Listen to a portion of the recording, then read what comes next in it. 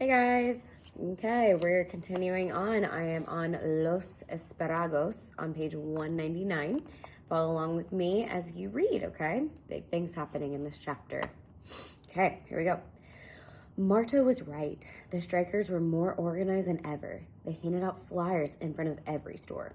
They painted the sides of old barns with their slogans and held big meetings at the farm. For those who continued to work, there were still jobs, but Esperanza could hear the tightness and worry in her neighbors' voices. She worried too about what would happen if she didn't have a job. Asparagus would be a long season, sometimes up to 10 weeks, but it had to be picked before the high temperatures touched the valley in June. The strikers knew that if they could slow down the workers, it would affect the growers. So when the tender stalks were ready, the strikers were ready too. Esperanza got on the flatbed truck with Hortensia and Josefina for the first day of packing. The company had sent a man with a gun to ride on the truck with them. For protection, they said, but the gun frightened Esperanza. When they arrived at the sheds, a crowd of women erupted into shouting and booing. They carried signs that said, "Huelga, strike!" Among them were Marta and her friends, and they were yelling, "Help us feed our children. We all must join together if we are all to eat. Save your countrymen from starving." When Esperanza saw their menacing faces, she wanted to run back to the safety of the camp, do laundry, clean diapers, anything but this. She wanted to tell them that her mother was sick, that she had to pay the bills. She wanted to explain to them about Abuelita and how she had to find a way to get some money to her so she could travel. Then maybe they'd understand why she needed her job. She wanted to tell them that she did not want anyone's children to starve, but she knew it would not matter. The strikers only listened if you agreed with them. She reached for Hortensia's hand and pulled her close.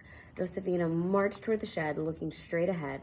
Hortensia and Esperanza stayed close behind, never letting go of each other. One of the women from their camp called out, "We make less money packing asparagus than you do when you pick cotton.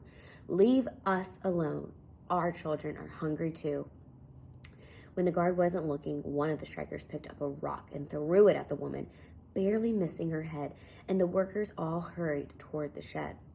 The strikers stayed near the road, but Esperanza's heart was still beating wildly as she and the women took their places to pack the asparagus. All day, as she sorted and bundled the delicate spears, she heard their chanting and their threats. That night at dinner, Alfonso and Juan told how they had the same problems in the fields. Strikers waited for them, and they had to cross picket lines to get to work. Once in the fields, they were safe, protected by guards the company had sent, but the lugs of asparagus that were sent back to the sheds had to be taken across the picket lines, and the strikers often slipped surprises beneath the harvest. The strike continued for days. One afternoon, as Josefina took a handful of asparagus from a crate, a large rat jumped out at her. A few days later, Esperanza heard a terrible scream from one of the women, and several withering gopher snakes slithered out of a crate. They found razor blades and shards of glass in the field bins, and the women, usually efficient and quick to unpack the asparagus, slowed down and were hesitant to grab the vegetables from their boxes. When several of them heard of rattling from beneath a pile of stalks, the supervisors took the entire crate out to the yard, dumped it, and found an angry rattlesnake inside. It was a miracle that no one was bitten by the snake, said Hortensia that night at dinner. They were all gathered in one cabin eating caldo de albondigas, meatball soup. "Did you see it?" asked Isabel. "Yes," said Esperanza. "We all saw it. It was frightening, but the supervisor cut its head off with a hoe." Isabel cringed. "Can't they do anything to the strikers?" asked Hortensia. "It's a free country," said Miguel. "Besides, the strikers are careful. As long as they stay near the roads and the guards don't actually see them do anything aggressive, then no, there's not much anyone can do. It's the same at the railroad. I pass the picket lines every day and listen to the yelling and the insults." "It's the yelling all day long that bothers me," said Hortensia. "Remember, do not respond to them," said Alfonso. "Things will get better." "But Pa," said Miguel, "things will get worse. Have you seen the cars and the trucks coming through the pass in the mountains? Every day, more and more people. Some of them say they will pick cotton for 5 and 6 cents a pound, and will pick produce for less. People cannot survive on such low wages. Where will it end, said Josephina. Everyone will starve if people work for less and less money. That is the striker's point, said Esperanza. No one said anything. Forks clinked on the plates. Pepe, who was listening in Esperanza's lap, dropped a meatball on the floor. Are we going to starve? Asked Isabel. No, mija, said Josephina. How could anyone starve here with so much food around us? Esperanza had grown so accustomed to the strikers chanting while she packed asparagus that the moment it stopped, she looked up from her work as if something was wrong. Hortensia, do you hear that? What? The silence. There is no more yelling. The other women on the line looked at each other. They couldn't see the street from where they stood, so they moved to the other end of the shed, cautiously looking out where the strikers usually stood. In the distance, a caravan of gray buses and police cars headed fast toward the shed, dust flying in their wakes. Immigration, said Josephina. It is a sweep. The picket signs lay on the ground, discarded like a mass of marbles that had already been hit. The strikers scattered into the fields and toward the boxcars on the tracks, anywhere they could hide. The buses and cars screeched to a stop, and immigration officials and police carrying clubs jumped out and ran after them. The women in the packing shed huddled together, protected by the company's guards. What about us? Said Esperanza. Her eyes riveted on guards who caught the strikers and shoved them back toward the buses. They would surely come into the shed next with so many Mexicans working here. Her fingers desperately clenched Hortensia's arm. I cannot leave Mama. Hortensia heard the panic in her voice. No, Esperanza. They are not here for us. The growers need the workers. That is why the company guards us. Several immigration officials, accompanied by police, began searching the platform, turning over boxes and dumping out field bins. Hortensia was right. They ignored the workers in their stained aprons, their hands still holding the green asparagus. Finding no strikers on the dock, they jumped back down and hurried to where a crowd was being loaded onto the buses. Americana, Americana, yelled one woman, and she began to unfold some papers. One of the officials took the papers from her hand and tore them into pieces. Get on the bus, he ordered. What will they do with them? Asked Esperanza. They will take them to Los Angeles and put them on the train to El Paso, Texas, and then to Mexico, said Josephina. But some of them are citizens, said Esperanza. It doesn't matter. They are causing problems for the government. They are talking about forming a farm workers union, and the government and the growers don't like that.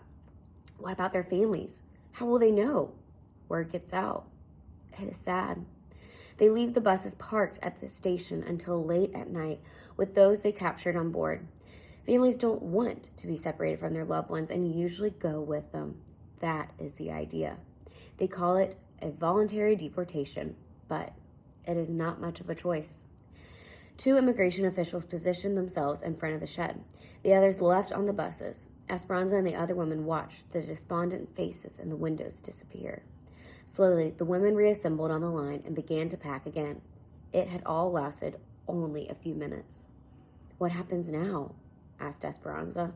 La Migra will keep their eyes open for any strikers that might be back, said Josephina, nodding toward the two men stationed nearby. And we go back to work and feel thankful it is not us on that bus. Esperanza took a deep breath and went back to her spot. She was relieved, but still imagined the anguish of the strikers. Troubled thoughts stayed in her mind. Something seemed very wrong about sending people away from their own free country because they had spoken their minds. She noticed she needed more bands to wrap around the asparagus bundles and walked to the back of the docks to get to them. Within a maze of tall crates, she searched for the thick rubber bands. Some of the boxes had been tossed over by the immigration officials, and as she bent down to set one straight, she sucked in her breath, startled by what was in front of her. Marta was huddled in a corner, holding her fingers to her lips, her eyes begging for help. She whispered, "Please, Esperanza, don't tell. I can't get caught. I must take care of my mother."